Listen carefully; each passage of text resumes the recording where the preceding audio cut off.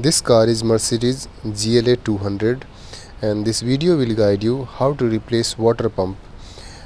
In this car the engine is M270 inline 4-cylinder engine. This water pump is driven by the V-belt and the location of the water pump is under turbocharger and exhaust manifold. So in this car the big problem is this steel pipe which when connected to this turbocharger they have 4 to 5 screw eaten.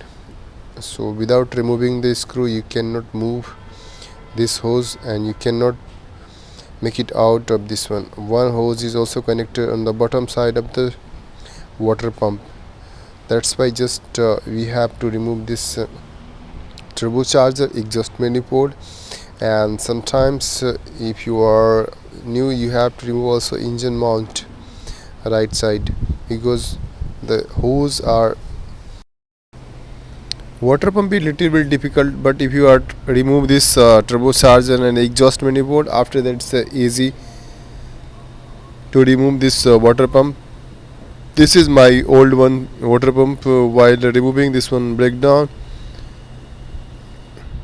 I try to lose the bolt, and this metal piece, this coolant hose was very difficult to remove. That's why it's stuck, and then I try to push with the child lever, it's a breakdown.